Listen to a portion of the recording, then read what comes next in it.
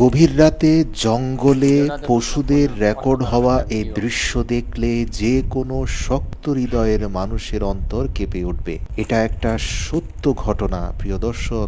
আমি আপনি চাইলে একটু মন মানসিকতা পরিবর্তন করলে পৃথিবীটাকে পাল্টে দিতে পারি। একবার দেখুন এই ব্যক্তিকে, তিনি বিশুদ্ধ খাওয়ার পানি 4টি 5 লিটারের বোতলের ভিতরে ঢুকিয়ে তিনি বিশাল জঙ্গলের রাস্তা পার হয়ে একটা পাহাড়ি সমতল ভূমিতে উপস্থিত হলেন, যেখানে চারপাশে সব পাথর এবং শুকনো ভূমি, কোনো পানি পান করার স্থান নেই। তো তিনি মাটির মধ্যে কিছুটা গর্ত করে সেখানে তার প্লাস্টিকের পলিথিনটা বিছিয়ে দিলেন। তারপর সেই পলিথিনের উপরে আগে থেকে সরিয়ে ফেলা সবগুলো পাথর দিয়ে সেই পলিথিনটাকে ঢেকে ফেলেন। এবার তিনি কন্টেইনারে করে আনা 5 লিটার করে পানি যা এনেছেন, তিনি পুরো পানিটা তিনি তার তৈরি করা সেই ছোট্ট কূপের মধ্যে ঢেলে দিলেন। মজার ব্যাপার, এই পানিটা কোথাও সরে গেল না, কারণ পাথরের নিচে প্লাস্টিক রয়েছে, যার কারণে মাটির নিচে এই পানি চলে গেল না।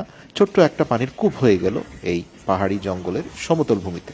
এরপর বিকেলে চলে যাওয়ার পূর্বেই তিনি কূপের দিকে মুখ করে তার ক্যামেরাটাকে অন করে চলে গেলেন। আমরা দেখতে পেলাম বিকেলবেলা এক জোড়া কালো পাখি এসে পেট ভরে পানি পান করলো।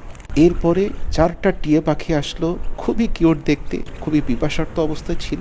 এরা এসে একটু একটু করে পানি পান করলো এবং নিজেদের পিপাসা মেটালো। তারপরে বিচিত্র আরেকটি পাখি আসলো, সে এসে কিছুক্ষণ পানির পাশে বসে একটু একটু করে পানি পান করলো। তারপরে বড় একটা কাঠকুড়াল পাখি আসলো, সেও এসে পেট ভরে পানি খেলো। ধীরে ধীরে রাত গড়িয়ে আসলো, অনেকগুলো পেঁচাকে দেখতে পেলাম, একে একে এসে তারা পানি পান করলো। রাতে আরো বেশ কিছু জন্তু জানোয়ার আসলো। সকালে ভোরে দেখা গেল যে একটা হায়না, একটা চিতাবাঘ তার বাচ্চা কাচ্চাকে নিয়ে এসে পানি পান করছে।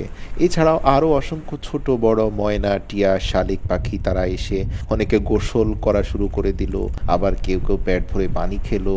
এরপরে 2টো ঈগল পাখিও আসলো, তারাও পেট ভরে পানি খেলো। ভিডিওর শেষ পর্যায়ে আরো বেশ কিছু হায়নাকে আসতে দেখলাম এবং তারা পানি খাওয়ার পরে পানি প্রায় শেষ হয়ে যাচ্ছিল, এবং টানা 2-3 দিনে পানি খাওয়ার মাধ্যমে এই পানি প্রায় শেষ হয়ে গেছে। প্রিয় দর্শক, তিনি যখন এই 3 দিনের রেকর্ডেড ভিডিওগুলো বাসায় এসে দেখলেন, তিনি রীতিমতো অবাক হয়ে গেলেন।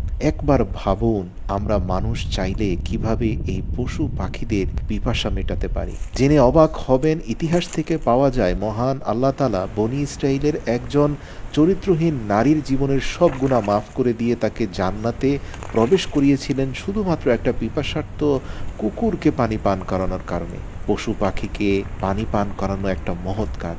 আসুন আল্লাহর সৃষ্টি এই প্রাকৃতিক পশুদের প্রতি একটু যত্নশীল হই। আমাদের ছোট্ট প্রচেষ্টায় তাদের জীবন বাঁচাতে পারে। এমন অনেক পশু পাখি আছে পিপাসার্ত অবস্থায় জঙ্গলের মধ্যে মারা যায়। আপনি আমি একটু মানবিকভাবে হাত বাড়িয়ে দিলে দেখবেন তাদের জীবনটা বেঁচে যাবে। এই ভিডিও ক্যামেরাটি না চালানো হলে আমরা কখনো উপলব্ধি করতে পারতাম না যে আমার আপনার ফেলে যাওয়া একটু পানি অন্যান্য প্রাণীদের জীবন বাঁচানোর জন্য কতটা গুরুত্বপূর্ণ।